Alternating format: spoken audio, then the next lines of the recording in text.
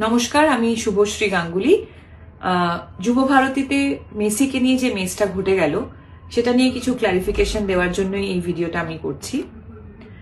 Goat ইভেন্টে আমি একজন ইনভাইটি ছিলাম, মানে আমাকে ইনভিটেশন পাঠানো হয়েছিল।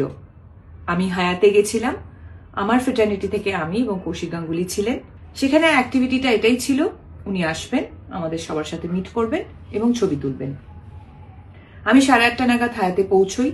10:15 নাগাদ ওনার সাথে আমার মিট হয়, আমি ছবি তুলি এবং যখন আমি বেরিয়ে আসছি তখন পিআর টিম থেকে আমাকে রিকোয়েস্ট করা হয়, ওদের পিআর টিম থেকে আমাকে রিকোয়েস্ট করা হয় যদি আমি যুব ভারতীতে যাই তাহলে ওনাদের জন্য খুব সুবিধে হয়, কারণ ওখানেও নানান রকম ব্যবস্থাপনা ছিল মেসিকে ঘিরে, যেখানে আমি থাকলে ওনাদের সুবিধে হয়। আমি ছাড়াও Sourav Ganguly, SRK, honourable chief minister. হ্যাঁ, আর একটা কথা বলে দিই, যেহেতু এই প্রশ্নটা উঠছে যে আমাদের ইন্ডাস্ট্রি থেকে আমাকেই কেন ডাকা হয়েছে, এটার উত্তর ওদের পিআর টিম বেশি ভালো দিতে পারবে যে আমাকে কেন ইনভাইট করা হয়েছিল।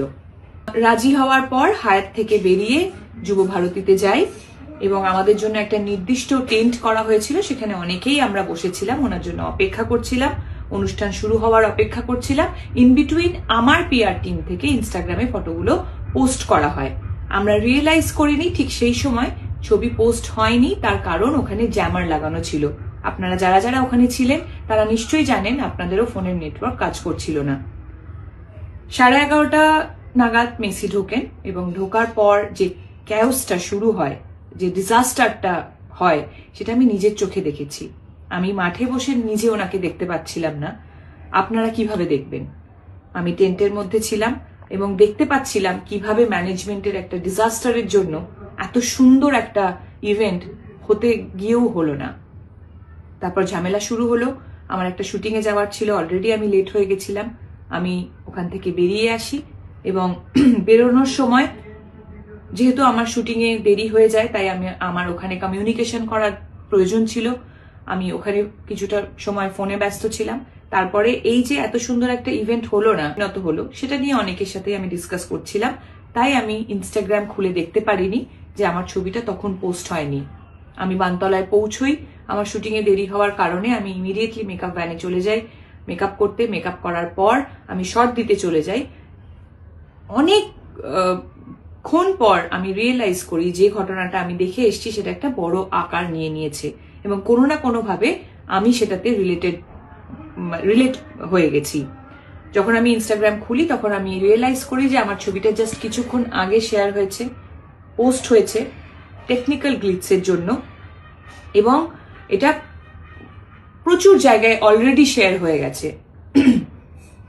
এখানেই আমার ঘটনা শেষ। তারপর থেকে শুরু হয় আর একটা ঘটনা, সেটা হলো আমাকে নিয়ে ট্রোল করা, অকথ্য ভাষায় গালাগালি, আমাকে একটা প্রোপাগান্ডা বানিয়ে, আমাকে একটা অবজেক্ট বানিয়ে, মানে আপনারা এমন একটা সিচুয়েশন ক্রিয়েট করলেন যেন মনে হলো মেসি যখন মাঠে ঢুকেছে আমি ওনাকে ঘিরে দাঁড়িয়েছিলাম একা, আমি ওনার সাথে ছবি তুলছিলাম সেলফি নিয়ে। বলতে পারবেন কি আপনাদের ভিউ, আপনাদের ভিশন কোনোভাবে আমি ব্লক করেছি? আমি কি মাঠে কোথাও ছিলাম?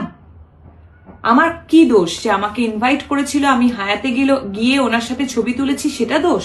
হ্যাঁ, আমি এটা মানছি যে টেকনিক্যাল গ্লিচের জন্য আমার ছবিটা রং টাইমে পোস্ট হয়ে গেছে এবং আমি ছবিটি ডিলিট করিনি, এটা আমার দোষ হতে পারে।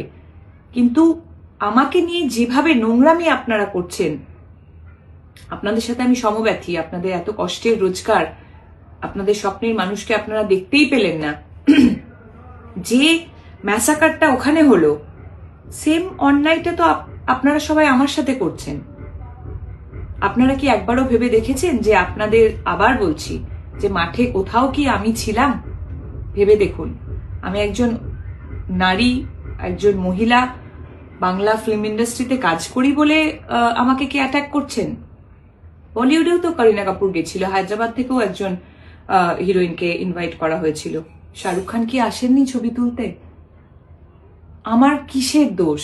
একটা পলিটিক্যাল অ্যাঙ্গেল দিয়ে দেওয়া হচ্ছে, নানান রকম পলিটিক্যাল নেতারা আমার ছবি নিয়ে প্রেস কনফারেন্স করছেন, নানান রকম জার্নালিস্টরা, হয়তো তাদেরকে আমি কখনো সময় দিতে পারিনি বলে রাগ একদম উপরে দিচ্ছেন যে টিএমসির